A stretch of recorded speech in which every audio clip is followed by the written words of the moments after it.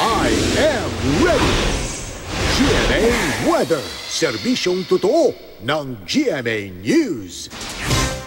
Dalawang bagyo ang nasa loob ngayon ng Philippine Area of Responsibility. Pumasok na rin kasi sa PAR ang isa pang bagyong nasa Pacific Ocean, habang nasa West Philippine Sea naman ang bagyong Nona. Alamin natin ang latest sa lagay ng panahon mula kay GMA resident meteorologist Nathaniel Cruz. Mintani. Maki, kahit nga nasa may West Philippine Sea na ay ramdam pa rin ang malakas na hangin at ulang dala-dala naman ng bagyong Nona. Nakataas ngayon ang storm signal number 2 dyan sa mga probinsya ng Bataan, Southern Zambales, Cavite, Batangas at Lubang Island. Habang signal number 1 naman dyan dito sa Metro Manila, nalalabing bahagi ng Zambales, Pampanga, Bulacan, Tarlac, Rizal, Laguna at hilagang bahagi ng isla ng Mindoro. Bukod sa mga lugar na may storm signals, delikado pa rin pumalaot ang maliliit na sakyang pandagat sa lahat naman ng seaboards ng Northern at Central Luzon. Namataan ang mata ng bagyong Nona sa layo lamang 80 kilometers diyan sa may kanluran ng Ternate, Cavite kaninang 1:00 ng hapon. Taglay nito ang lakas na hangin, umaabot pa rin sa 120 kilometers per hour malapit sa gitna at bugso na hanggang 150 kilometers per hour. Inaasahan kikilos ang bagyo pa west-northwest sa bilis na 7 kilometers per hour. At sa latest forecast track ng Metro Weather, Huwebes ng gabi o Biyernes ng umaga, posibleng lalabas ang PAR ang bagyong Nona at posible ring humina pa ito at maging isang low pressure area na lamang. Pero pumasok na rin ang PAR ang bagyong nasa may Pacific Ocean na ngayon sa may Philippine Sea at pinangalanan ito ng pag-asa ng Tropical Depression Onyok. Taglay nito ang lakas ng hangin nasa 45 kilometers per hour malapit sa gitna. Ito ay kumikilos west-northwest sa bilis na 23 kilometers per hour. Maki. Mang Dani, dalawa po yung bagyo sa loob ngayon ng PAR. So ano po yung magiging epekto nitong pagpasok ng bagyong Onyok?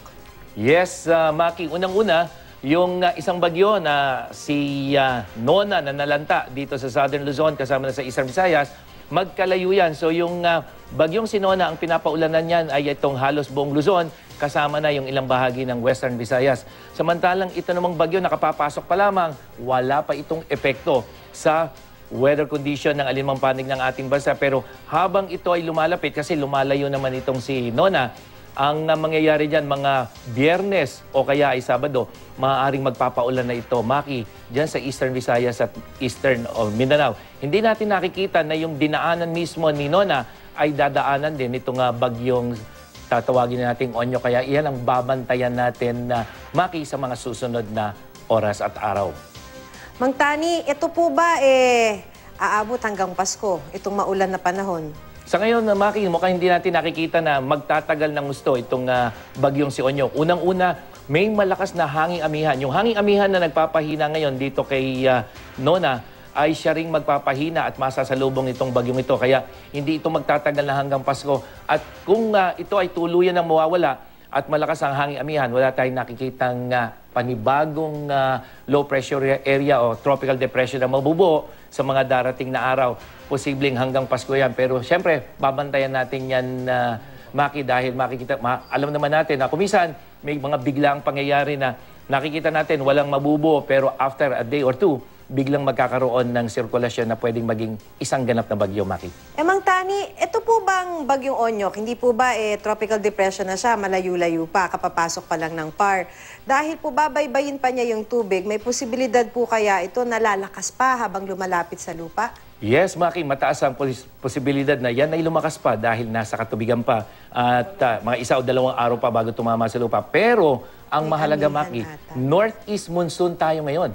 Ibig sabihin yan, may malamig at tuyong hangin na umiihip ngayon mula dito sa norte. At yung malamig at tuyong hangin na yan, yan yung kalaban ng bagyo, katulad ni Onyo. Kaya pag yan ay tumama at sumama sa kanyang sirkulasyon, yan ang magiging dahilan kahit na siya ay nasa karagatan, hindi yan lalakas. Yan yung nakikita natin, Maki. Pero muli, hindi porke sinabi natin hindi ito lalakas sa bagyo, pero ito may dalang ulan at magpapaulan dyan sa Visayas at Mindanao, dapat yan naman ang paghandaan ng ating mga kapuso.